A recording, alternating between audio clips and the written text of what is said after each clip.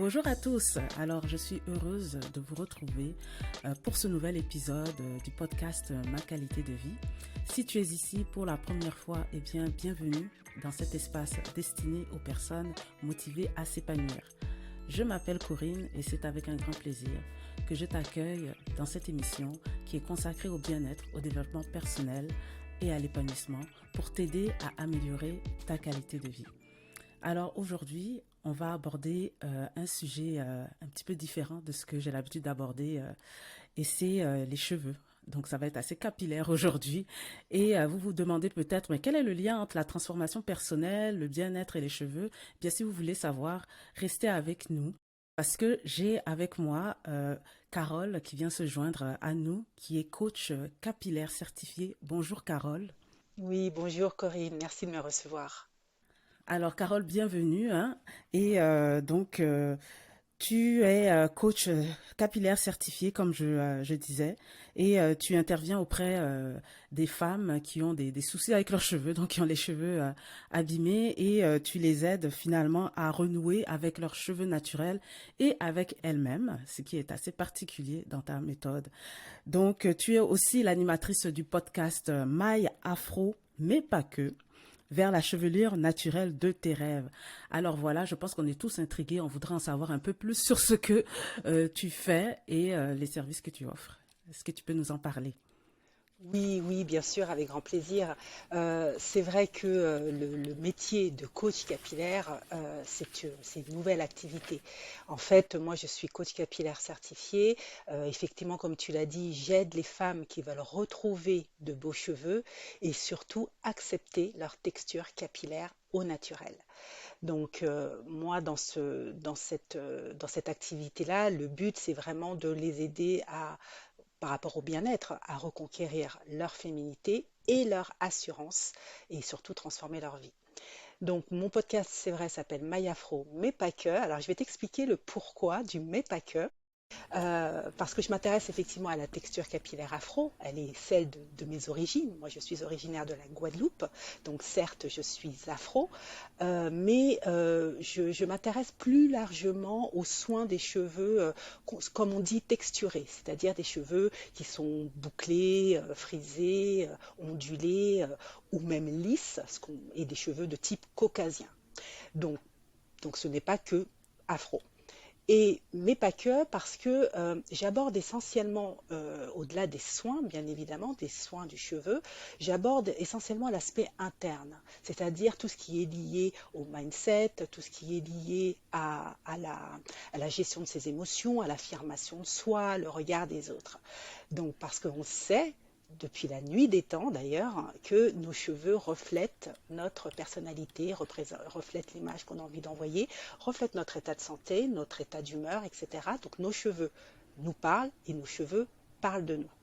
Donc voilà, en quelques mots, je vais dire, c'est ce que j'apporte aux femmes, que j'aime à dire puissantes, c'est-à-dire des femmes qui se donnent les moyens de réussir et de réussir leur processus de transformation.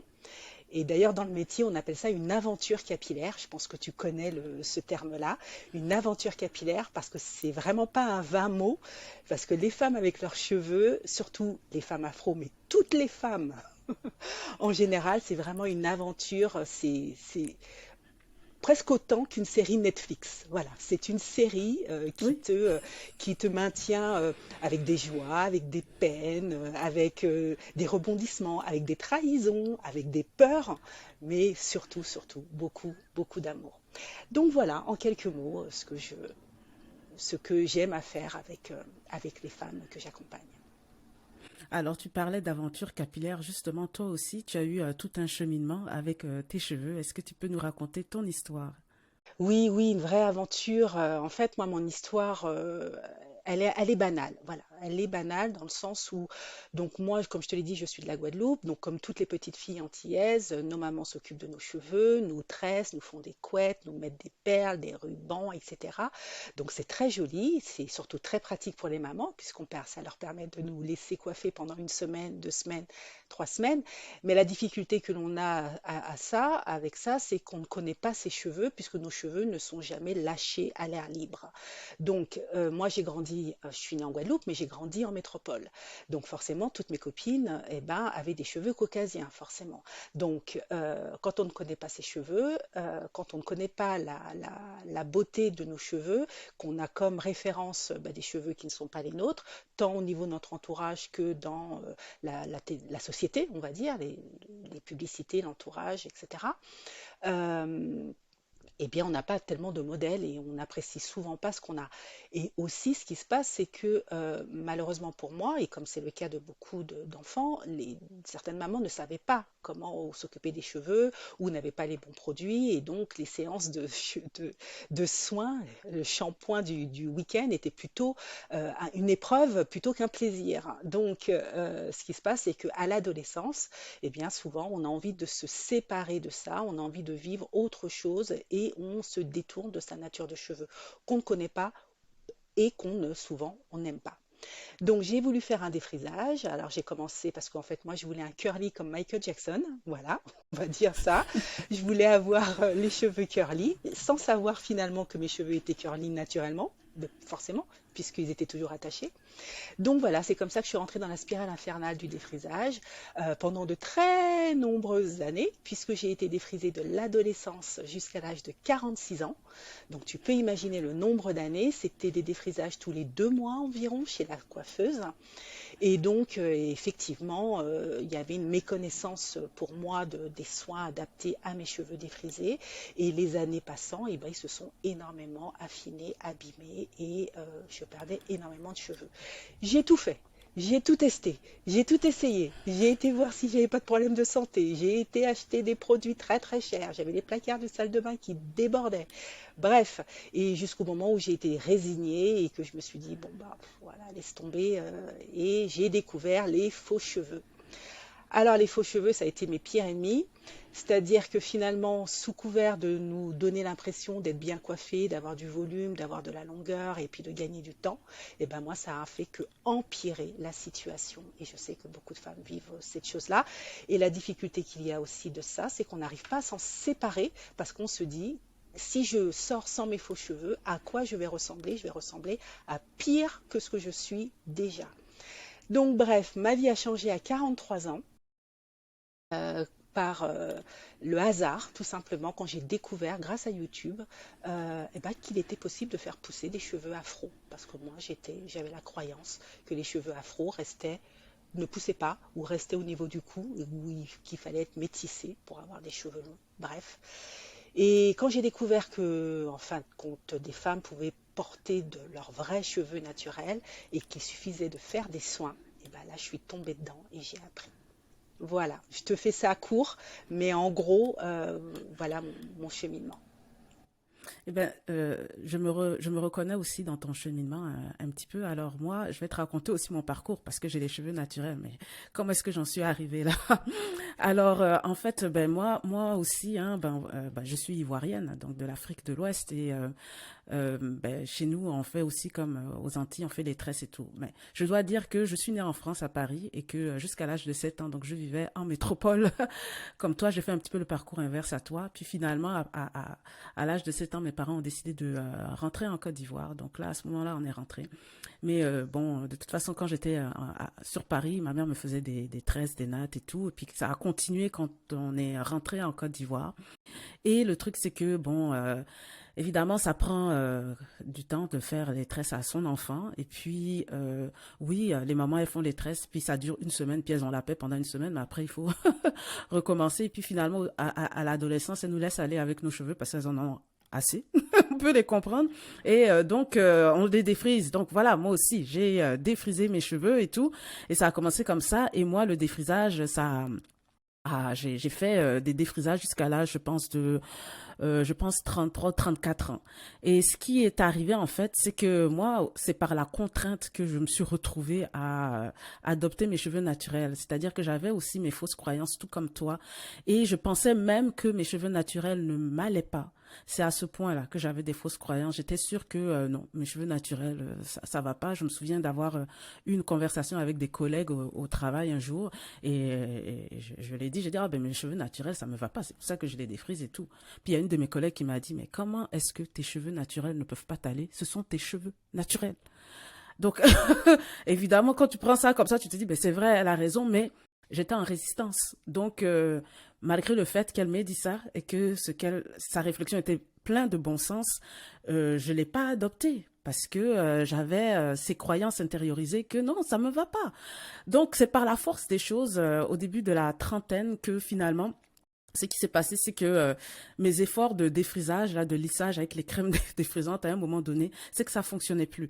Je sais pas ce qui s'est passé, je pense que c'est hormonal, mais en tout cas, mes cheveux, ils prenaient plus, ça défrisait pas. J'allais chez la coiffeuse, on se battait avec, on mettait la crème, on la laissait plus longtemps qu'il ne fallait. Au final, ce qui se passait, c'est que tout le centre, j'avais comme un gros rond, là, tout le centre, mes cheveux, ils voulaient plus se défriser. Ça prenait plus. Et puis, tout le contour était défrisé. Donc, tu comprends qu'à un moment donné, tous les cheveux du milieu se sont cassés.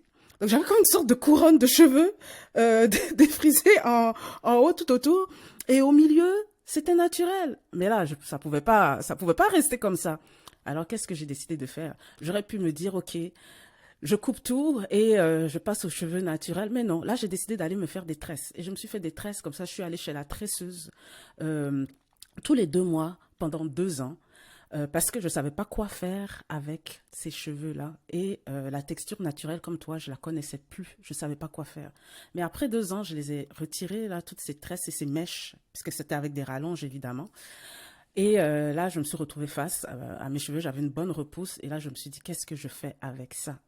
Et donc, comme toi, il a fallu que j'aille sur YouTube pour apprendre à prendre soin de mes cheveux naturels parce que j'étais pas outillée, j'avais aucune idée de la façon dont il fallait les entretenir. Et j'ai redécouvert ma texture. Je me souviens, je faisais des shampoings et puis je touchais à mes cheveux et puis je disais, oh, c'est comme une éponge. Oh, mais tu te rends compte que je me suis dit, mais c'est fou qu'on soit tellement déconnecté de nos cheveux naturels que lorsqu'on fait le saut, on ne sait plus quoi faire avec, on est perdu, on redécouvre. C'est comme si c'était une nouvelle naissance finalement. Donc j'ai trouvé ça assez particulier. Et donc c'est comme ça que j'ai pu finalement trouver des façons de m'occuper de mes cheveux. Et puis là, maintenant, ils sont courts. Et ça fait pas longtemps qu'ils sont courts. Ça fait 2 mois qu'ils sont courts. Voilà, j'ai eu une chute de cheveux hormonale. J'ai dû couper donc mes cheveux. Mais avant de les couper, il fallait que je le fasse. Hein. Je le savais bien parce que ça marchait plus. Je me suis retrouvée avec des cheveux plus courts au centre parce que la chute a été vraiment encore au centre et un petit peu sur les côtés. Mais il fallait que je coupe pour repartir à neuf avec le traitement. Mais quelle fausse croyance j'avais à ce moment-là. Je me disais, les cheveux courts, ça m'ira pas. J'aurai pas une belle tête avec les cheveux courts. Je serai pas belle avec les cheveux courts. Ça sera pas joli, les cheveux courts naturels. Mais comme j'avais pas le choix, je les ai quand même coupés. Et je t'assure, j'ai réalisé que ben, c'était pas aussi mal que ça. Au contraire, c'est très bien. Et le week-end dernier, je suis allée voir des amis que j'avais pas vus depuis un certain temps à Montréal. Et tout le monde m'a dit, Corinne, tes cheveux courts te vont bien, ça te va bien. Alors là, je me suis dit, oh, oh, oh. Donc, tu vois, mon aventure capillaire aussi, elle s'est étalée sur un certain nombre d'années et jusqu'à tout récemment, j'avais encore de fausses croyances très intériorisées par rapport à mes cheveux naturels. Mais bon, voilà. Donc là, maintenant, j'embrasse ma chevelure pleinement et j'apprends aussi à m'occuper de cheveux courts aussi. Oui, J'apprends à m'en occuper et à activer les boucles aussi. d'accord. Tu disais que après le défrisage, donc tu as été contrainte voilà, combien de temps, donc tu as fait 2 ans de tresse, c'est ça? Et après que tu as remis tes cheveux au naturel, sans tresse, combien de temps après, pendant combien de temps tu t'es occupé de tes cheveux au naturel, sans tresse, sans rien, du coup? Pendant combien de temps tu les as portés comme ça? Pendant combien de temps? Je dirais début trentaine jusqu'à maintenant. Maintenant, j'ai 46 ans. Donc, ça fait quand même plusieurs années. Donc tu les as portés pendant 15 ans environ, tu les as portés naturels pendant 15 ans, et c'était parfait, c'était nickel, tout était bien? Ben, en tout cas, pendant les années où j'avais mes cheveux naturels, parce que j'ai pu trouver des façons de faire avec les youtubeuses là, de cheveux Ouais, naturels. Donc, ouais. j'ai essayé des choses. C'est pas venu sur le coup. Hein. Il a fallu que j'essaye toutes sortes de choses, mais finalement, j'ai pu trouver une façon de m'en occuper. Je me faisais des masques capillaires à l'argile avec le rassoul. Puis j'ai constaté que quand je me faisais ça activait mes boucles et tout.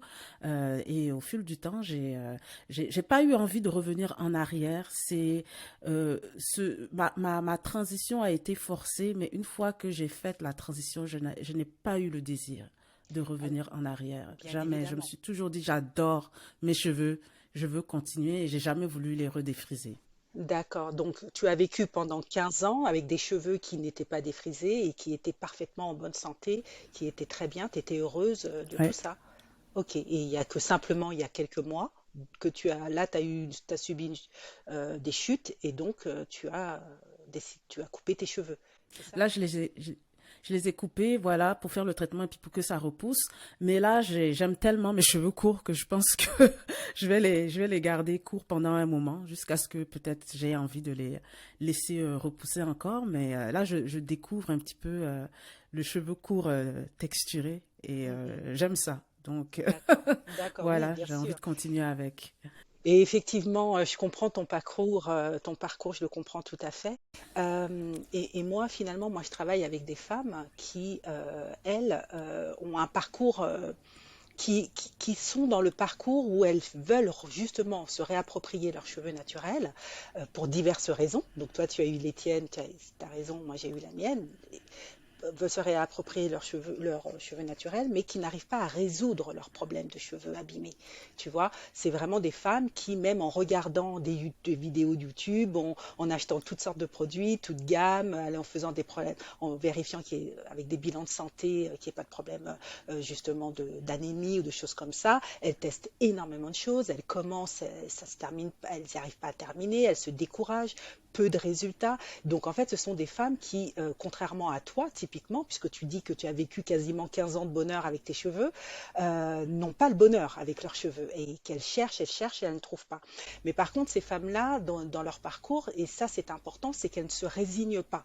Elles se disent, c'est simplement, j'ai pas trouvé la bonne solution, j'ai cherché, j'ai regardé des youtubeuses, j'ai acheté des produits, j'ai fait tout un tas de trucs et simplement je trouve pas. Et du coup, là, quand elles me sollicitent, quand elles font appel à moi, l'idée, c'est justement de trouver un autre chemin. Parce que tu vois, j'ai souvent en tête l'image de la mouche, tu vois, qui veut sortir, la fenêtre est fermée, et elle tente sans cesse pour sortir. Elle voit que c'est le dehors, que c'est l'extérieur, mais elle n'a pas conscience, en fait, qu'il y a une vitre et que donc il y a ce fameux plafond de verre qui l'empêche d'aller à l'extérieur. Et donc, elle cesse, elle cherche, elle recherche. Et donc, le but, c'est de vraiment faire prendre conscience à ces femmes qu'il y a un autre chemin. Et c'est là que la dimension interne intervient. Parce que moi, mon offre, la façon, et c'est là où c'est justement différent, c'est de faire comprendre que tu n'as pas besoin de l'extérieur pour trouver ta réponse. Ta réponse, c'est pas des vidéos YouTube. Ta réponse, c'est pas des copines, des coiffeuses, des médecins, des compléments alimentaires. C'est pas l'extérieur la réponse. Et c'est là que le coaching professionnel intervient. C'est qu'on fait prendre conscience à la personne, déjà de son niveau de responsabilisation et aussi de ses ressources internes qu'elle doit aller chercher qui sont les meilleures solutions pour elle. Et donc là, finalement, c'est en fait, je les aide à travers cet accompagnement à faire ce pont entre ce qu'elles veulent obtenir, des beaux cheveux en santé qu'elles aiment, qu'elles arrivent à gérer facilement en étant hyper heureuses avec ces cheveux, et le fait que tout ce qu'elles ont fait ne marche pas, c'est parce qu'il y a un blocage à aller identifier, travailler, lever et générer une nouvelle énergie. Donc voilà. Donc en fait, ça passe par les soins, bien évidemment, les soins du cheveu, c'est évident. On est sur des soins naturels et on est sur du mindset en fait, sur tout l'aspect interne qui est lié à des blocages pour soi, sur la façon d'entretenir ses cheveux, sur son image à soi. Tu as parlé tout à l'heure de les cheveux naturels ne me vont pas, les cheveux courts ne me vont pas. On a énormément de croyances. Et puis surtout le fait de se transformer de la femme qu'on est aujourd'hui. malheureuse, pas heureuse, ou gênée, ou insatisfaite par ses cheveux, en une autre femme, une femme qui a évolué, une femme qui se transforme et qui donne du coup du pouvoir à elle et à ses cheveux pour exprimer ce qu'elle est elle. Voilà, en gros. Voilà. Alors, est-ce que tu dirais que nous sommes notre pire ennemi? Parce que dans le fond, on veut avoir une chevelure, une très belle chevelure, on veut une chevelure de nos rêves, des cheveux longs, des cheveux en santé et tout ça. Mais peut-être qu'on n'a pas les bons moyens ou qu'on a aussi un petit peu de résistance à justement à essayer cette autre avenue dont tu parles. Donc, quand je pense justement à l'exemple de tes clientes, quand je pense à mon histoire, à ton histoire, quelque part, à cause de nos mauvaises pratiques, je pense qu'on était notre pire ennemi.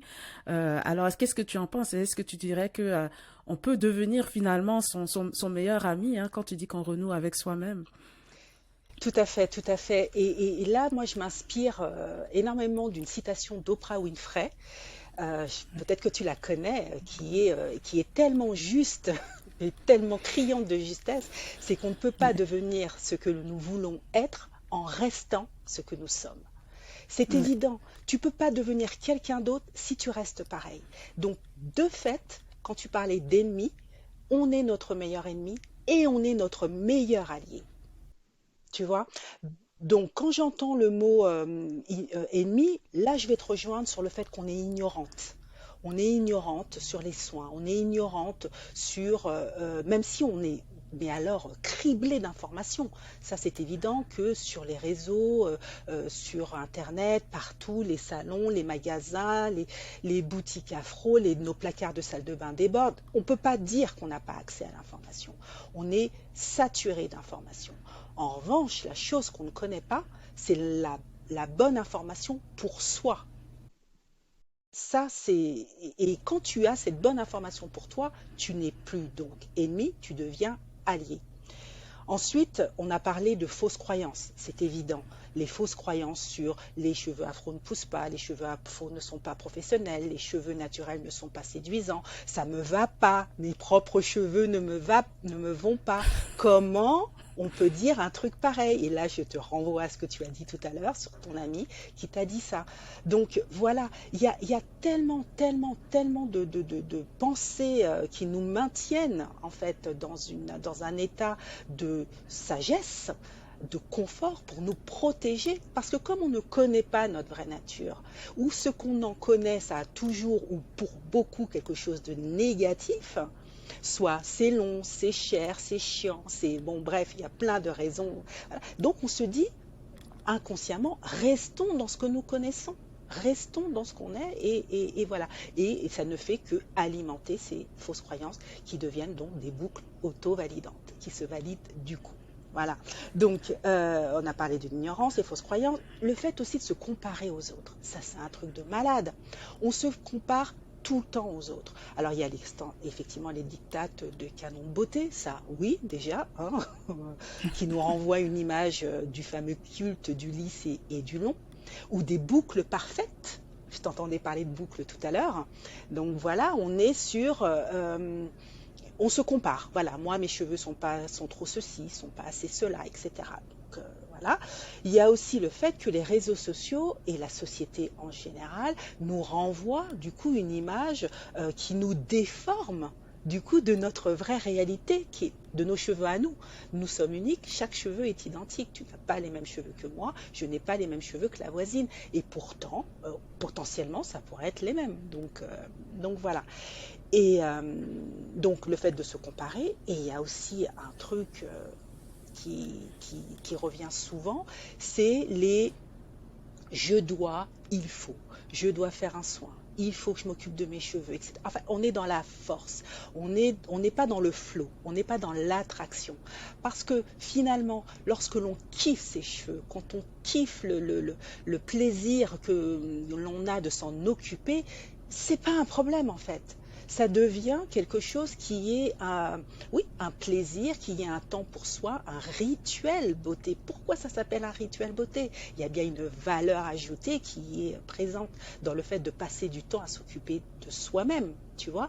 Donc voilà, quand tu disais est-ce qu'on est notre pire ennemi, je dirais oui, mais non, en fait. Donc il faut juste identifier quels sont finalement les gros problèmes, qu'est-ce qui fait pardon, que on n'y arrive pas. Pourquoi d'autres y arrivent, nous on n'y arrive pas, et pourtant la formation est là. Donc ça veut dire qu'il faut aller chercher derrière la grosse racine du problème. Oui, il faut aller chercher en fait en profondeur à l'intérieur de soi, alors que généralement on reste sur l'extérieur, donc la recherche de solutions à travers les produits et on a tu parles de développer les bons gestes parce qu'en fait on utilise des pratiques capillaires qui abîment les cheveux. Je ne sais pas si tu aurais des exemples pour un petit peu orienter les auditrices et savoir peut-être les choses qui sont à éviter déjà. Si elles peuvent arrêter ça, ça serait un bon départ. Et ensuite, évidemment, il y a le travail intérieur. Donc, quelles sont les pratiques capillaires qui abîment les cheveux? Bah, moi, je dirais tout ce qui t'éloigne de ta vraie nature de cheveux, en fait. Tout ce qui t'éloigne de ta vraie nature capillaire. Donc, les lissages, déjà, nous avons les cheveux texturés, nos cheveux ne sont pas lisses. Donc, déjà, tout ce qui est lissage, tout ce qui est faux cheveux, forcément, ils sont faux. Donc, ce ne sont pas des vrais, ce pas tes vrais cheveux, même si tu vas payer des mèches premium, des lace wigs à je ne sais pas combien d'euros, etc. Parce que je suis passée par là, je sais ce que ça veut dire. Donc, on sait très bien que ça nous renvoie chaque matin quand on pose ça sur la tête, que ce soit des mèches à clip, que ce soit des perruques que l'on met le matin, qu'on remet le soir, qu'on enlève le soir, ou des tissages, ou même des trucs collés qui restent pendant des mois, etc. C'est faux, on le sait que c'est faux.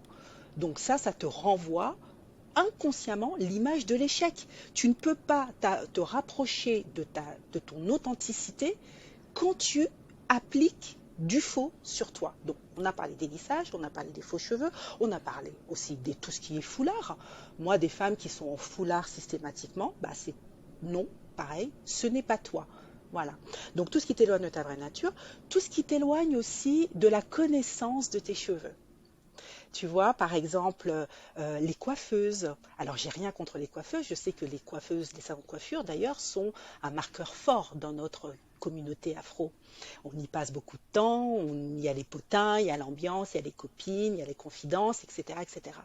Mais si c'est quelqu'un d'autre qui s'occupe de tes cheveux et que c'est jamais toi, je dis pas qu'il faut pas aller chez la coiffeuse de temps en temps, se faire chouchouter, etc. Oui. Il n'y a pas de problème avec ça.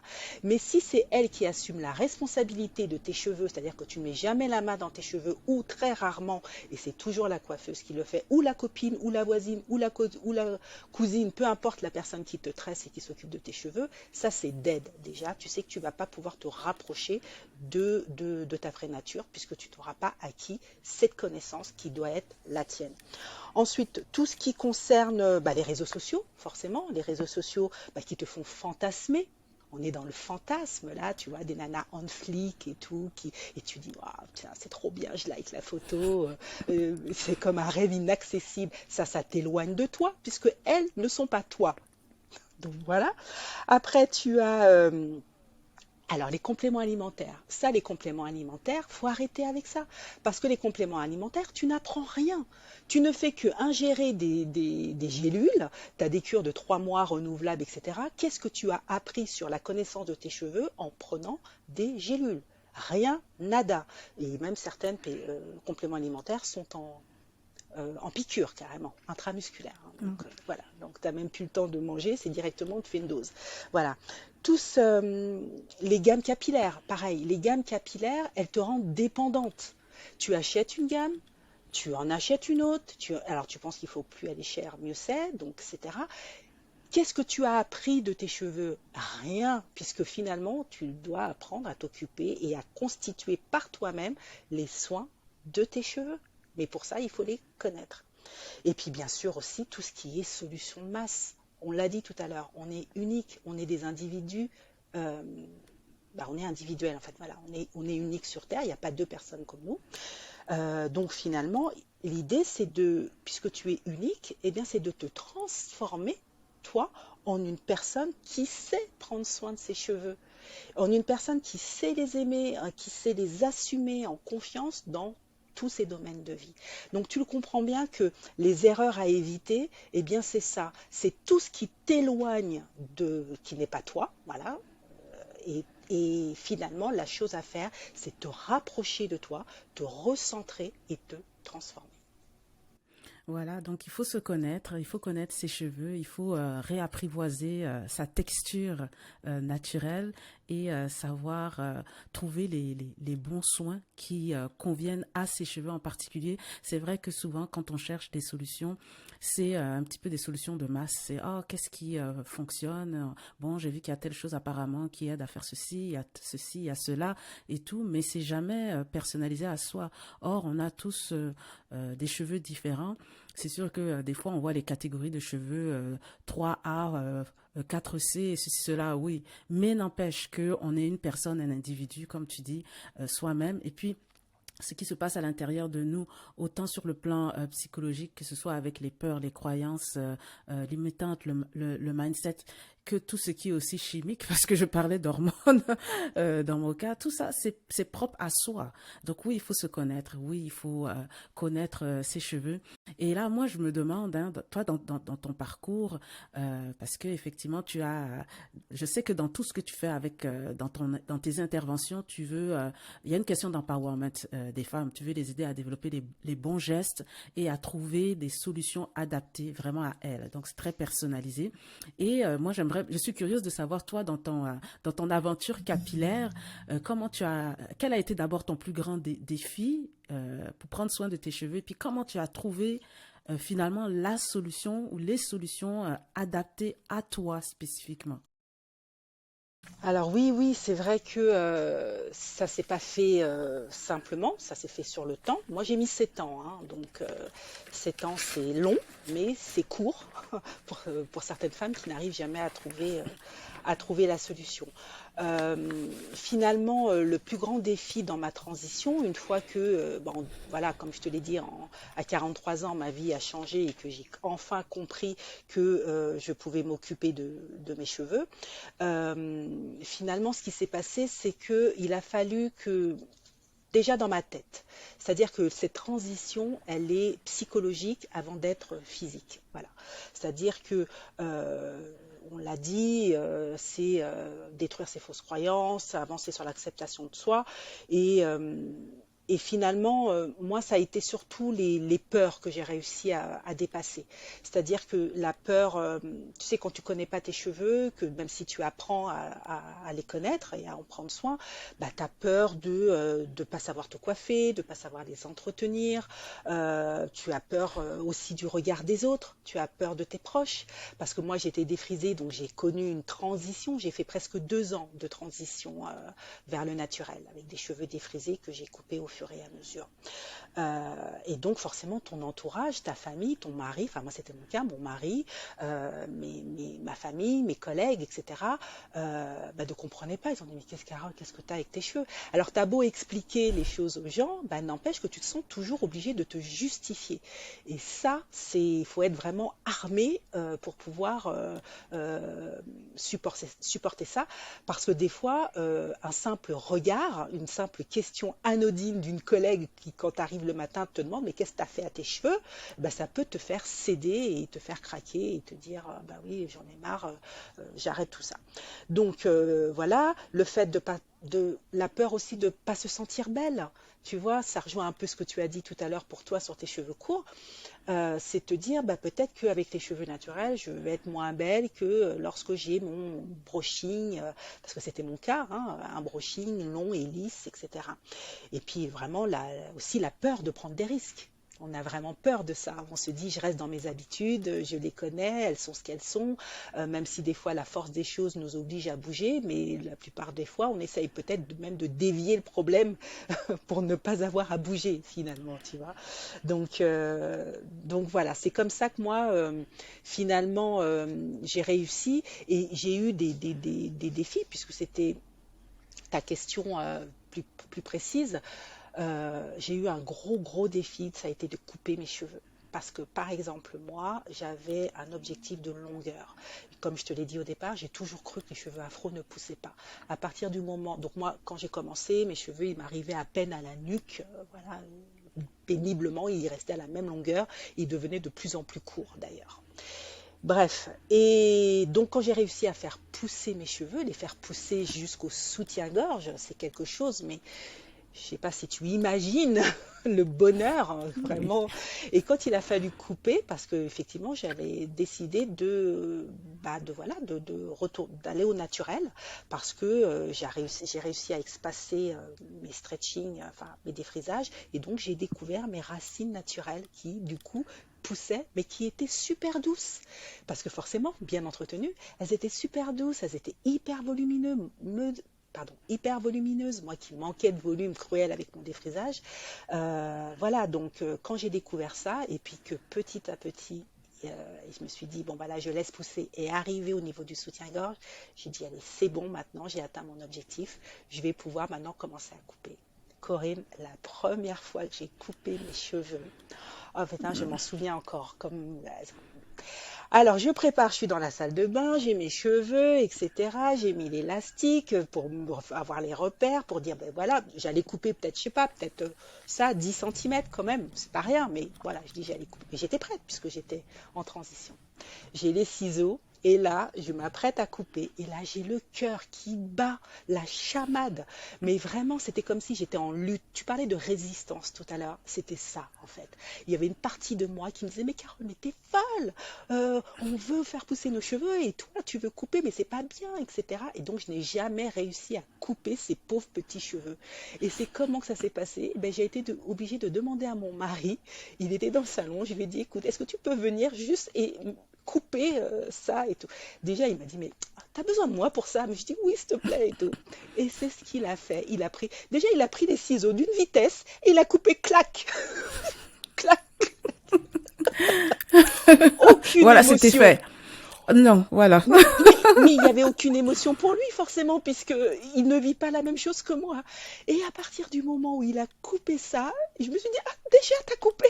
Il a coupé, j'ai été libérée. Et après, j'ai fait les autres coupes. J'en ai fait 4 jusqu'à ce que j'arrive au fur et à mesure de temps, pendant les 2 ans, donc, à faire ces transitions et à couper tous mes cheveux défrisés pour ensuite être totalement naturel. Et donc, le défi, une fois que ça a été fait, j'avais gardé mes mèches, tu vois, de chacune de mes coupes. À la fin, quand c'était terminé, j'ai fait une photo. Donc, je gardais ça précieusement, tu sais, un peu dans une sorte de relique, tu vois. Et une fois que j'avais tout coupé, que c'était bon, j'avais fini ma dernière coupe de cheveux défrisés, que j'étais totalement 100% naturelle, j'ai fait une photo juste pour le souvenir et j'ai pris tous les cheveux et j'ai foutu à la poubelle. Voilà. Terminé. On tourne la page. On passe à Terminé. autre chose. Terminé. Ouais. Donc tu vois, le défi, ça a été ça. Ça a été de rendre quelque chose qui était hyper important, celui pour lequel j'avais des résistances fortes, qui avait une symbolique forte, faire en sorte que ça devienne plus rien, quoi. Et que à partir du moment où c'était devenu plus rien, ces cheveux défrisés, bien sûr, hein, Oui. là, j'ai laissé la place à moi, ma vraie authenticité, mes cheveux naturels. Et là, autre défi, c'est celui de s'accepter avec ses cheveux qui shrinkent, plus courts et qui sont totalement nappis. Voilà. Voilà, donc on se libère d'un côté et puis de l'autre, là, il faut faire un nouvel apprentissage. Moi, quand j'ai dû couper mes cheveux, ben, enfin pas couper, mais quand j'ai perdu tous mes cheveux au centre parce qu'ils étaient naturels et puis que le reste autour était défrisé et que j'ai fait des tresses pendant 2 ans pour juste que ça pousse parce que moi, j'ai pas eu le courage de faire ce que tu as fait. Tu vois, j'ai pas eu le courage de juste dire, je prends le ciseau et je les coupe. J'ai même pas pris le ciseau pour essayer. Je me suis dit, tu sais quoi, je vais aller faire des tresses pendant 2 ans. Les cheveux, ils vont finir par se casser tout seuls. Et puis donc, je les voyais pas parce que j'allais à chaque fois me faire dresser, me mettre des rallonges et des extensions. Donc, c'était un gros défi parce que psychologiquement, j'étais encore attachée. Oui, vas-y. Oui, Vas-y, je excuse-moi, je te t'écoute. coupe, j'interromps juste une chose sur ce que tu viens de dire. Euh, En Oui. fait, tu dis je ne les vois pas, je faisais des tresses, etc. Le problème de ça, et je pense, je te connais pas hein, suffisamment, mais je pense que ce qui t'est arrivé là il y a quelques mois, c'est exactement le problème. C'est que tes cheveux, tu n'es pas entré en relation avec eux en fait. Tu n'es pas, et là, c'est ce qui s'est passé les 2 ans que tu as fait de tresse, où tu les as pas vus et tu te faisais tresser sans cesse, etc. Les cheveux défrisés se sont cassés tout seuls. Donc tu peux imaginer le traumatisme de ce n'est pas perçu à ton niveau, Oui. mais intérieurement, il s'est passé des choses. Tes cheveux souffraient, tes cheveux étaient en grande détresse. Même s'ils étaient défrisés, ils étaient en détresse et encore plus, ils étaient cachés sous des rajouts, donc dans une détresse totale. Donc le fait d'être éloigné, Oui. d'être coupé de ces cheveux-là pendant 2 ans, ils te l'ont fait, entre guillemets, payer. Là, en te disant, ben voilà, maintenant c'est bon, puisque nos cheveux gardent mémoire, hein, tu le sais, hein, tout ce qui s'est passé, toutes nos Mhm. maladies, tous nos stress, etc. D'ailleurs, c'est pour ça que les médecins prennent nos cheveux et font des tests ADN, etc., pour pouvoir relever tous les traumatismes et toutes les maladies qu'on a. Donc, c'est resté stocké en toi, en fait. Et ce qui t'est arrivé, Ok. c'est ça. Donc c'est une Excuse-moi, empreinte en c'était... fait qui est restée. Oui, Oui, mais oui, c'est une empreinte qui est restée un petit peu à l'intérieur de moi. Et tu vois, c'est avec le recul que je suis capable d'analyser et de me dire, j'ai passé 2 ans à faire des tresses parce que j'étais pas encore prête psychologiquement à accepter à faire le saut comme toi tu l'as fait. Parce que j'aurais pu couper mes cheveux et puis juste partir à zéro, mais j'étais pas prête et je savais pas quoi faire avec mes cheveux. Et voilà, donc j'ai fait ça pendant 2 ans et après, c'est après les 2 ans que je me suis dit, là, Corinne, il faut que tu renoues là avec ta texture. Il faut, bon, c'est là que j'ai commencé à chercher des solutions sur YouTube et tout, puis que j'ai commencé à apprendre, à essayer de voir qu'est-ce qui fonctionne avec mes cheveux, qu'est-ce qui fonctionne pas avec mes cheveux et tout. Et donc pendant toute cette période-là, tout c'est vraiment bien passé pendant une dizaine d'années, hein. Pendant une dizaine mhm, d'années, j'avais de belles longueurs, je faisais toutes sortes de choses, j'essayais des bantu twists, donc tu sais, tu twists, tu attaches, après tu les défais, puis tu sais, ça tu fait des les boucles. détaches, Ça les te fait flat des boucles. twists, voilà les boucles, les flat, voilà, ça fait des boucles, les flat twists, et puis tu les enlèves, ça fait des ondulations, alors voilà, j'ai commencé à m'amuser un petit peu là avec mes cheveux, mais moi, mon défi, ça avait été vraiment de faire le passage, là, tu sais, cette cassure entre les cheveux défrisés et les cheveux naturels. Finalement, ça m'a pris 2 ans. Toi, tu as été quand même capable. Tu as demandé à ton mari, tu as coupé les cheveux. Non, moi, ça a pris Ah 2 ans non. où je ne les voyais pas. Oui. Oui, Alors juste, ce qui s'est passé, c'est oui, que j'ai demandé à mon mari de couper la première partie de mes cheveux défrisés, mais la première partie. mais j'ai coupé en 4 fois mes cheveux défrisés. J'ai mis Ok, 2 ans en 4 fois à couper. Mais la ok. première fois que je lui ai demandé de couper 10 centimètres, là, c'est l'histoire que je t'ai racontée avec le cœur qui battait parce que j'étais incapable de couper. Oui. Mais là, le défi qui était le mien, ça a été de vivre pendant 2 ans avec deux textures. Toi, tu n'as pas fait ce Oui, choix-là. Tu as fait le choix de non. 2 ans de tresse où tu t'es éloigné, coupé de tes cheveux qu'ils étaient en souffrance. Mhm. Et voilà, et cette souffrance-là est ressortie là. Voilà, même si tu as vécu pendant 2 ans ou 10 ans ou je sais pas très bien avec tes cheveux, Ouais, etc. Mais arrive un moment, il s'est passé un truc. Donc c'est pour ça que ouais. finalement le défi, c'est de garder et de vivre avec ces deux textures ensemble, de ne pas faire de tresse tout le temps, de justement de vivre ces transitions de cheveux naturels qui repoussent, de cheveux défrisés qui sont toujours là, et de vivre avec ces deux textures. Et effectivement, là où pour mon cas, ou pour même des personnes qui me contactent, je sais que c'est le problème, quand elles vivent ça, on veut faire matcher les deux textures, la naturelle et la défrisée. Donc souvent, le premier réflexe est donc de lisser ces repousses. Je ne parle pas des femmes qui, comme toi, ont fait le choix de vivre 2 ans en tresse, hein. Je parle de celles qui ont décidé de laisser leurs cheveux à l'air.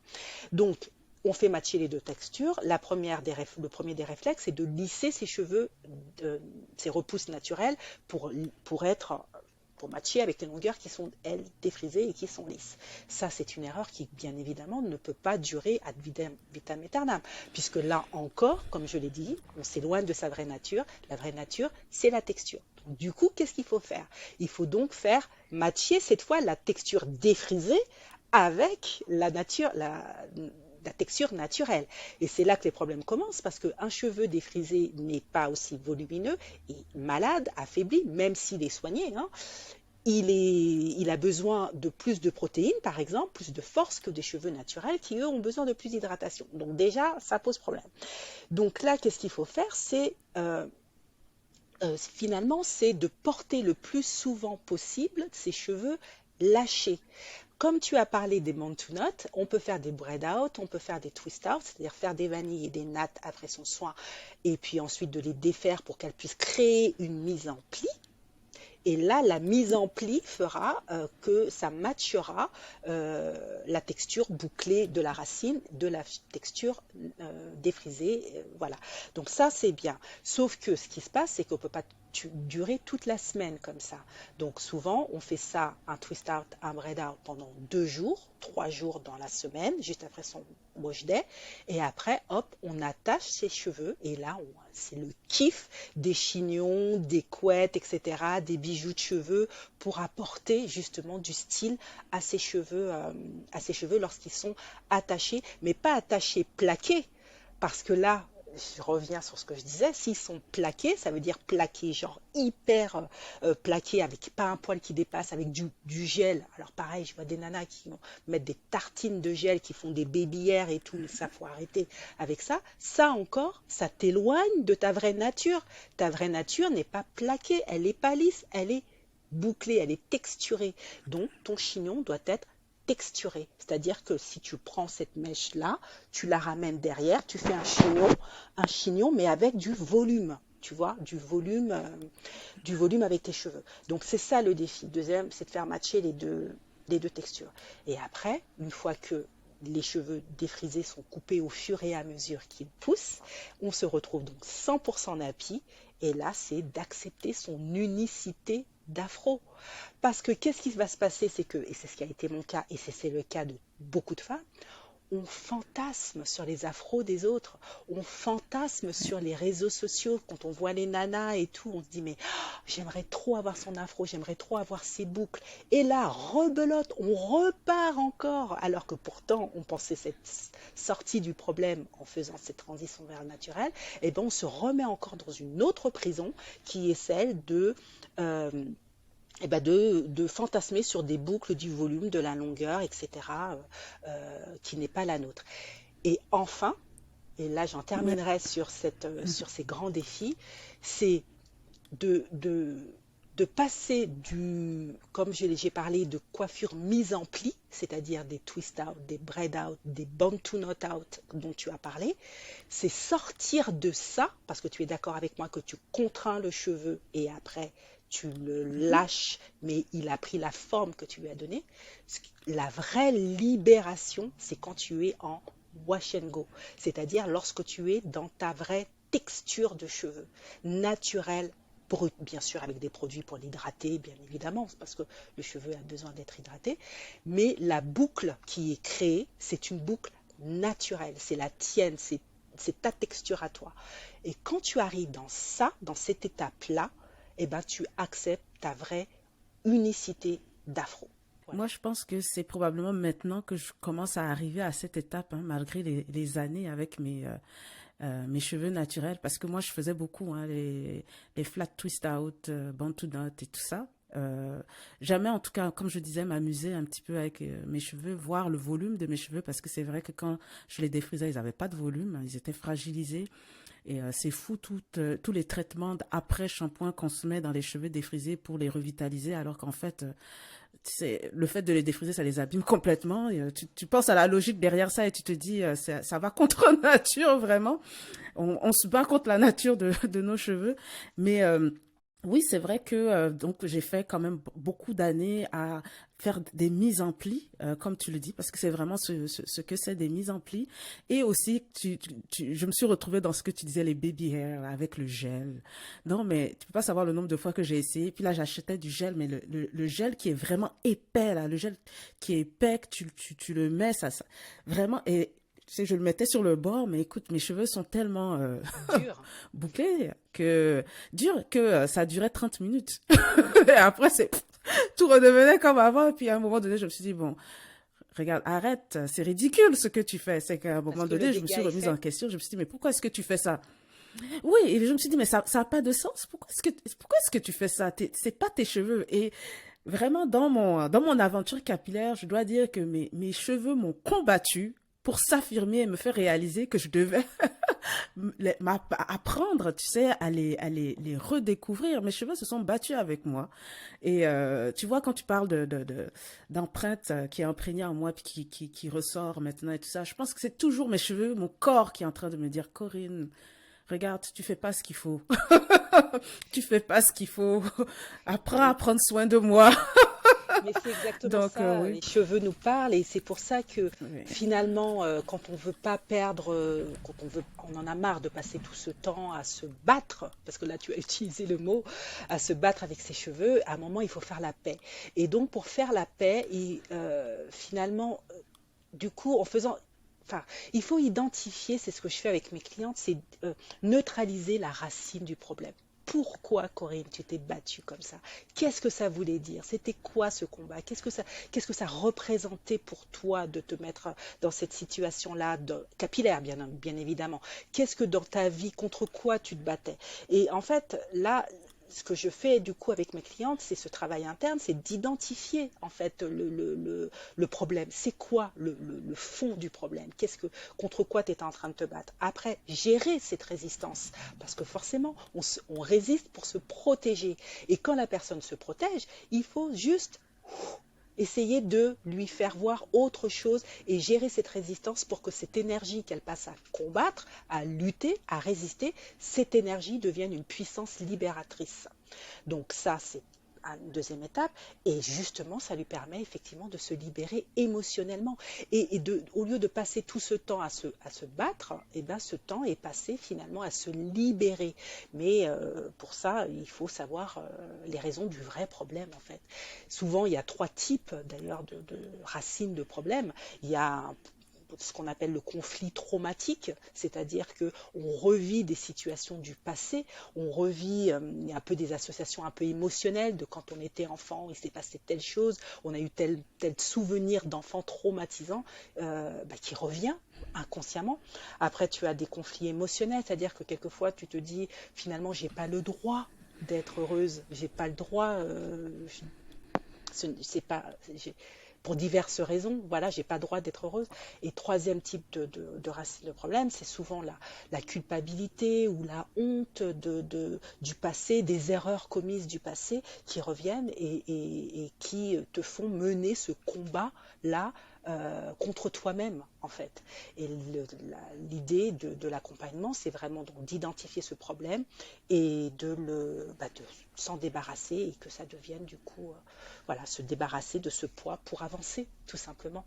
Parce que quand on va à la rencontre de ses cheveux, j'imagine que tu vis, puisque c'est ce que tu vis actuellement, quand tu vas à la rencontre de tes cheveux, bah là c'est une autre énergie, c'est autre chose qui vient de positif dans ta vie.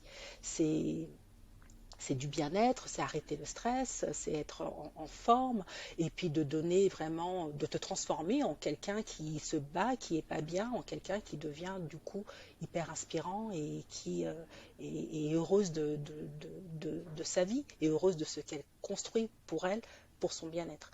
Donc voilà, tu as très bien résumé dans ton exemple ce combat-là. Eh bien, certaines personnes se disent, je baisse les armes et je confie du coup ce travail-là à quelqu'un d'autre qui va me permettre de voir ou m'aider à voir du coup euh, contre quoi je me bats et m'aider à baisser les armes et avancer vers quelque chose de beaucoup plus positif dans tous ces domaines de vie. Parce qu'on parle de cheveux, bien évidemment, on parle de cheveux pour soi, mais c'est aussi l'image de soi qu'on renvoie aux autres. C'est la confiance, c'est le fait d'être bien dans sa peau. Regarde comment une coupe ratée ou une couleur ratée te fait te sentir mal à un point impossible, mais en revanche, quand tu es super bien dans ta peau, bien dans tes cheveux, eh ben le sol ne te porte pas. Tu es en lévitation en fait, tellement tu es heureuse dans ta vie grâce à tes cheveux.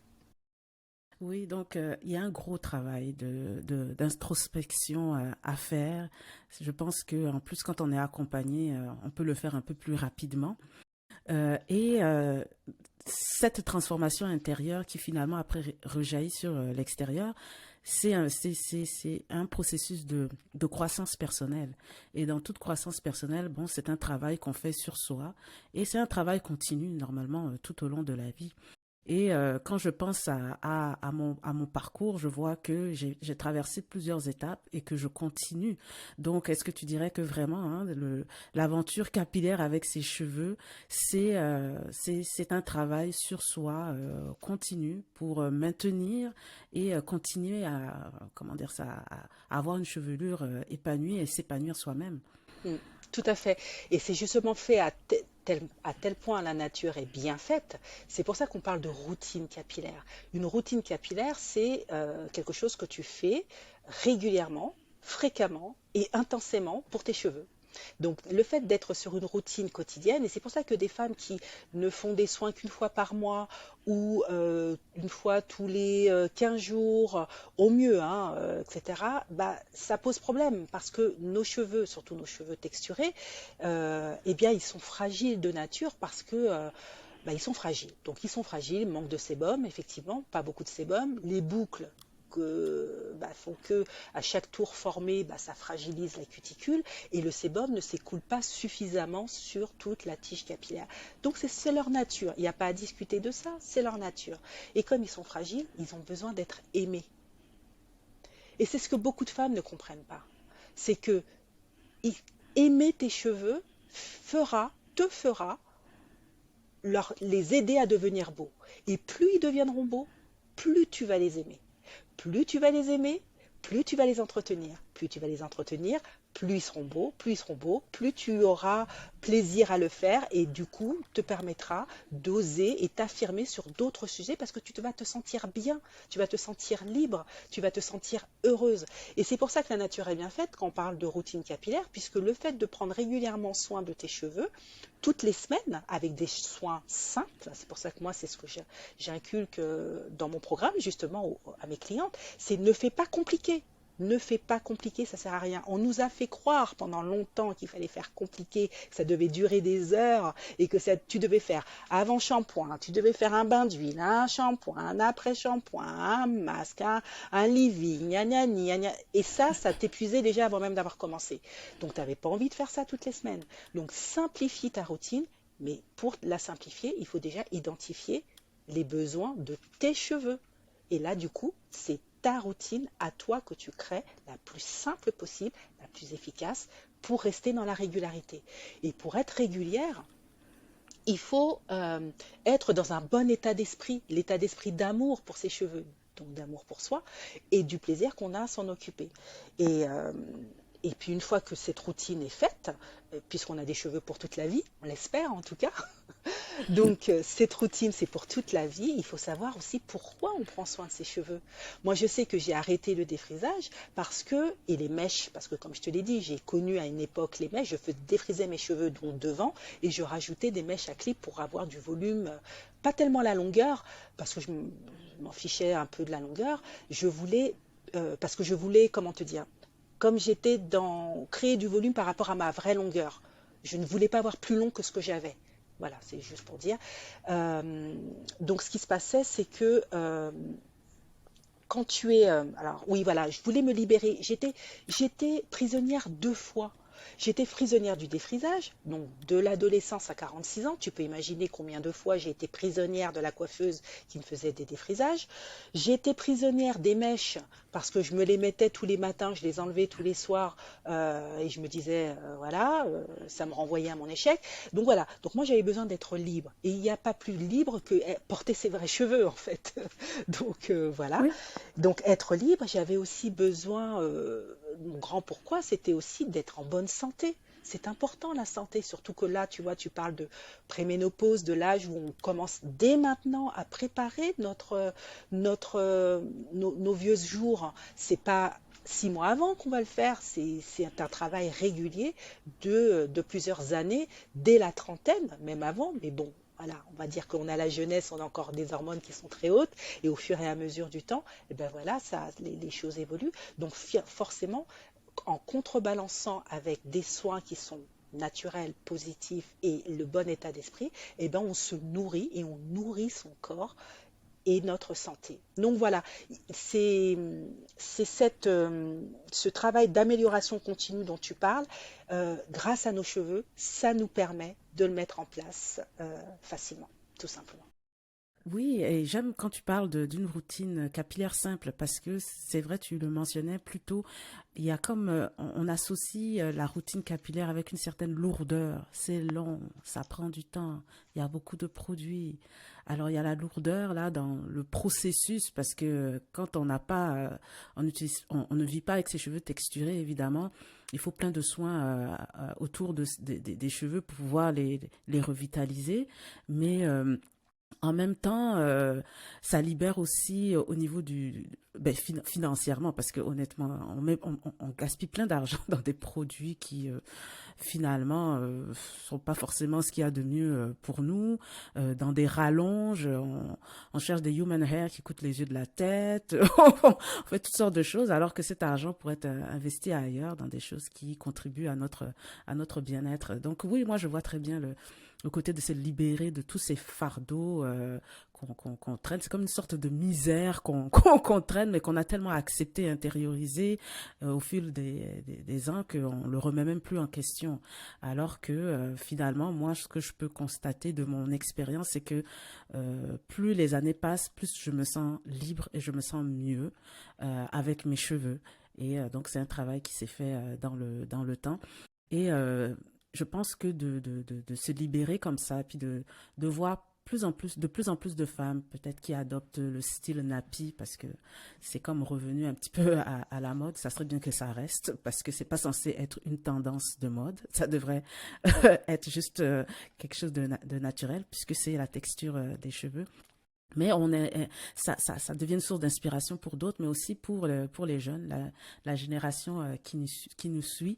Je sais, toi, Carole, tu as des filles. Alors, comment toi, tu leur transmets là, cet amour du cheveu texturé, de leurs cheveux texturés? Alors, pareil, ça a été quelque chose qui s'est fait petit à petit. Comme moi, ma vie a changé à 43 ans, mes filles avaient déjà 9 ans. Donc ça veut dire que j'avais déjà commis sur elles un certain nombre d'erreurs, tu peux imaginer. Donc je faisais des tresses à rajout. Au départ, c'était pour les vacances scolaires, pour être tranquille. Je dis bien entre guillemets, pendant 2 mois, donc je faisais les tresses à ce moment-là. Et très vite, je me suis rendu compte que c'était, parce que moi j'ai des jumelles, donc 2 têtes à coiffer, donc que c'était plus pratique à chaque vacances scolaire. Donc à chaque vacances scolaire, toutes les 6 semaines, mes filles étaient en tresse, défaire les tresses, shampoing, retresse, etc., etc. Donc ces erreurs-là étaient déjà commises. Effectivement, les shampoings n'étaient pas plaisants. Alors quand c'était pour les laver, il n'y avait pas de problème. Mais dès qu'on commençait à passer à l'étape du démêlage, ça tire, ça fait mal, etc. Voilà, donc c'était inconsciemment, je répliquais les mêmes erreurs qu'on avait commises sur moi lorsque j'étais enfant. Euh, Ensuite, c'était pas plaisant pour moi, hein, parce que voilà, c'était stressant, voilà, j'étais agacée, elles en avaient marre, c'était long, etc. Donc voilà, donc finalement, elles n'aimaient pas leurs cheveux, mes filles. Quand moi j'ai commencé à découvrir ça, j'ai d'abord appris à m'aimer moi, à aimer mes cheveux, parce que la transmission en fait de l'amour des cheveux passe par la maman. Mais il faut que la maman aime ses cheveux pour transmettre cet amour à sa fille ou à son fils aussi, pour que lui-même puisse se construire en tant qu'homme et apprécier les cheveux naturels des femmes. Donc tu vois, moi je sais qu'il y a beaucoup de mamans qui ne s'occupent pas de leurs cheveux, ou très peu, ou qui sont en perruque ou en tresse ou en ce que tu veux, mais qui s'occupent des cheveux de leur enfant, mais alors à merveille. Est-ce que tu crois que ces filles-là, en grandissant, vont aimer leurs cheveux? Non. À l'adolescence, eh ben, elles vont faire comme beaucoup, elles vont porter des postiches, des perruques, des rajouts, ou elles vont chercher à colorer leurs cheveux, etc. Parce que la maman, malheureusement, n'aura pas rempli son rôle de transmission d'amour de ses cheveux, puisque elle-même n'aime pas suffisamment ses cheveux. Donc ça, c'est une première chose. Et donc mes filles, à l'adolescence, elles ont fait elles-mêmes leurs soins. Donc maintenant elles connaissaient, puisque moi j'aimais mes cheveux, donc elles me voyaient faire. Je leur ai appris à faire leurs soins. Pour mes filles, malgré le fait que j'ai transmis cet amour de leurs cheveux, qu'elles me voyaient faire, qu'elles me connaissaient, qu'elles voyaient comment je faisais avec mes cheveux et que du coup elles ont appris par elles-mêmes, elles ont été aussi confrontées à ce problème comment dire, de leur entourage, et notamment de leurs copines. Tu vois, des copines qui étaient donc en tresse, perruque, postiche, avec le gel, ce fameux gel et baby hair, etc. et les réseaux sociaux. Donc malgré ça, elles ont quand même été, voilà, confrontées à ça. Mais elles ont aujourd'hui, maintenant elles sont grandes, elles ont bientôt 19 ans et là elles ont passé ce cap-là et vraiment elles adorent leurs cheveux naturels, elles sont très fières de leurs boucles au naturel et elles savent faire leurs recettes, elles savent s'occuper de leurs cheveux, c'est parfait. Donc voilà, ce que je veux dire que bien que moi j'ai cheminé, et bien même mon propre cheminement et l'impact positif que ça a pu avoir sur mes filles, malgré tout, ça n'a pas été un long fleuve tranquille pour elles parce qu'il y avait l'influence des autres, le fait d'être entre guillemets différente, mais aujourd'hui différente de la masse, j'entends, hein, mais aujourd'hui finalement elles prennent conscience que les femmes qui arrivent à porter leurs cheveux naturels contre vents et marées en étant hyper zen et l'assumer dans tous les moments de leur vie, que ce soit des occasions spéciales, rendez-vous avec le big boss, rendez-vous amoureux ou aller faire des courses, elles assument leurs cheveux. Nager, excuse-moi, je fais une petite parenthèse, nager à la piscine ou à la mer avec ses cheveux, alors là tu as des cheveux courts, ça ne te pose pas de problème, mais quand tu as des cheveux d'une certaine longueur, ne pas avoir peur de ça et au contraire de nager, ça c'est un tel plaisir, secouer sa tête et de, voilà, de se dire que c'est un non-problème en fait, c'est un non-sujet. Je gère mes cheveux dans toutes les périodes de ma vie, sous la pluie, en hiver, pareil, on nous parlait de coiffure protectrice en hiver. En hiver, il faut porter ses cheveux nattés, il faut Ouais. mettre des rajouts, il faut mettre des perruques. Mais d'où? Mais qui? Mais pourquoi en fait? Non, des cheveux bien entretenus, et donc Ouais. routine capillaire, la plus naturelle possible, la plus simple, mais te fera gérer tes cheveux dans toutes les périodes de l'année, en été, en hiver, sous la pluie, sous la neige, etc. Et porter tes cheveux lâchés du 1er janvier au 31 décembre. Donc voilà, donc toutes ces croyances et tout ce qu'on nous inculque, bah en fait, ça nous plombe plutôt qu'autre chose.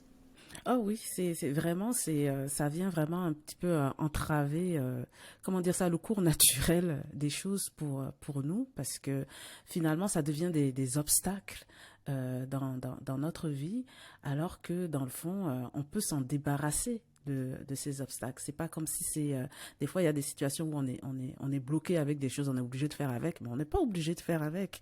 Il faut juste que à l'intérieur de soi, on arrive à se défaire de toutes ces pratiques-là, qu'on lâche prise et puis qu'on accepte finalement d'être qui on est, de s'aimer soi-même et d'aimer ses cheveux comme tu dis. Donc, je vois très bien que avec ben, tout ce que tu as partagé, hein, tout ce que tu as dit et tout, on a la preuve là que ça contribue à l'épanouissement, je pense, des femmes.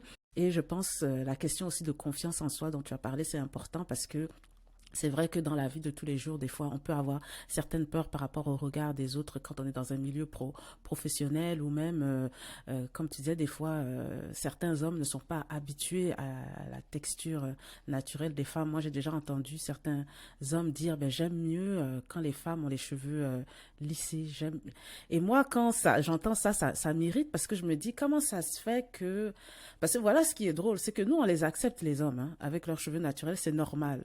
Mais les femmes avec des cheveux naturels, c'est hors norme. Mais pourquoi est-ce que c'est comme ça? Mais ça a été intériorisé à tel point que même chez les hommes, ça devient difficile pour eux d'aimer des cheveux qui sont très texturés, comme des cheveux crépus, des cheveux nappis. J'ai même vu à un moment donné un documentaire où on a interviewé plusieurs hommes noirs en leur demandant leurs préférences par rapport aux cheveux des femmes noires et ils avaient tendance à ne pas trop aimer les cheveux les plus, je veux dire, les plus corsés, les plus bouclés dans leur texture et tout ça. Donc, il y a tout un apprentissage à faire aussi à leur niveau, au niveau des hommes. Et je pense aussi que quand on parle de transmission aux générations, effectivement, quand on a des garçons aussi, c'est important de leur faire, de leur donner cet amour des cheveux texturés. Donc voilà, je pense qu'on a fait vraiment le tour de la question. Je pense que toutes les personnes qui nous écoutent auront retenu quelque chose de tout ce qui a été dit, quelque chose qu'elles vont pouvoir garder avec elles et puis qui, je l'espère, pourra les aider à bouger, à prendre un peu mieux soin d'elles-mêmes, de leurs cheveux, des choses qui pourront les aider à faire aussi ce travail d'introspection hein, à l'intérieur de soi, voir un peu quels sont les blocages, pourquoi est-ce qu'on résiste autant, pourquoi est-ce que c'est si difficile de passer à l'acte. Je pense qu'on a tout à gagner à essayer de faire ces petits pas. Et puis comme tu parlais de routine capillaire, pas trop compliquée, on ne fait pas des choses trop compliquées, on peut faire des petits pas et au fur et à mesure, on va finir par y arriver. Tu as parlé de ta transition qui s'est faite sur 2 ans. Moi aussi, ma transition s'est faite sur 2 ans et on continue à prendre soin de nos cheveux. Donc, c'est quelque chose qui est avec nous, qui nous accompagne et il est important qu'on soit bien dans tout ça parce que c'est là pour rester jusqu'à ce qu'on parte d'ici. Donc voilà. Donc merci beaucoup Carole pour toute ta belle sagesse. En tout cas moi ça m'a beaucoup réconfortée. Oui, je te laisse dire ton mot, le mot que tu veux dire. Je voudrais juste dire et finir par quelque chose quand même tu as terminé par une note positive, donc une note d'espoir, donc il n'y a aucun souci avec ça. Moi, j'aimerais juste finalement dézoomer un petit peu notre échange et dézoomer le sujet sur lequel nous sommes en train de discuter. Et je voudrais parler plus spécifiquement de l'histoire des cheveux afro. Et en fait, ce qu'on est en train de vivre aujourd'hui n'est simplement qu'une infime partie de la frise chronologique qui a débuté, on va dire, sur cette histoire de bons et mauvais cheveux, entre guillemets, qui a commencé dans les années 1770. Effectivement, on parle de traite négrière, esclavagiste, etc. Donc, il y a eu une comparaison du cheveu afro. Bon, effectivement, les esclaves, on sait que dans les civilisations africaines, le cheveu représentait tout et en un coup d'œil, on savait reconnaître quelle était la personne, quel était son statut social, quelles étaient ses origines, etc. Donc les cheveux parlaient déjà pour nous. Et avec la traite négrière, effectivement, on a rasé les esclaves, ils sont partis, je prends l'exemple aux États-Unis, et donc on ne reconnaissait plus personne. Le but était de mettre tout le monde au même niveau. Et finalement, lorsque les cheveux ont commencé à repousser, il y a eu cette différence de cheveux, bons cheveux, cheveux des blancs, européens, mauvais cheveux, cheveux des noirs. Donc si tu veux, cette blessure et les conséquences que nous vivons aujourd'hui ont pris naissance dans les années 1770. Aujourd'hui, nous sommes 250 ans après. Il s'est passé des choses, il y a eu une évolution des mentalités. Mais pour cela, il faut laisser du temps au temps. Le mouvement nappy, dont tu parlais tout à l'heure, a pris naissance aux États-Unis dans les années 2000. C'est-à-dire qu'il y a 20 ans, 23 ans. Donc tu vois ce que je veux dire, sur 250 ans, qu'est-ce que 20 ans? Donc finalement, lorsque l'on parle de naissance de bons et de mauvais cheveux, et avec Michelle Obama, dans les années 2017, où elle n'a pas pu porter ses cheveux naturels, alors qu'elle n'était que l'épouse du président, n'a pu porter ses cheveux naturels qu'une fois les 2 mandats passés. Si elle avait porté ses cheveux naturels, son mari n'aurait pas été président. Donc tu comprends bien, tu le sais, et on le sait toutes, l'impact que peuvent avoir nos cheveux sur les mentalités, sur la vision que nous avons nous-mêmes de nos cheveux et de ce que les autres en ont. Donc il faut laisser du temps au temps. Nous sommes dans un cheminement. Là maintenant, on prend conscience que suite à des années d'errance, voilà, on va le dire, avec la gamme des produits, il y en avait beaucoup, les réseaux sociaux, etc. Beaucoup de femmes aujourd'hui n'arrivent pas à être pleinement heureuses avec leurs cheveux, à savoir ce qu'il faut. Tout simplement, elles sont dans un cheminement qui est de celui d'accepter leurs cheveux et de se dire que finalement, mes cheveux peuvent parler pour moi. Et ils ne sont pas les mauvais cheveux que l'on m'a inculqués depuis de génération en génération. Donc Corinne, restons confiantes, c'est qu'une question de temps. Nous sommes dans le sens de l'histoire. Voilà. Je voulais terminer. Voilà, on est sur le bon chemin. Il faut que Ça prendra le temps que ça prendra, mais on avance dans la bonne direction. Merci beaucoup pour cet ajout. Je pense qu'il est très important parce que quelque part, ça explique hein, la situation dans laquelle on est aujourd'hui. Alors, pour pouvoir comprendre son présent, il faut regarder son passé et ensuite travailler sur son présent pour construire son futur. Et c'est ce qu'on est en train de faire. Donc oui, il y a de l'espoir. Donc merci beaucoup, Carole.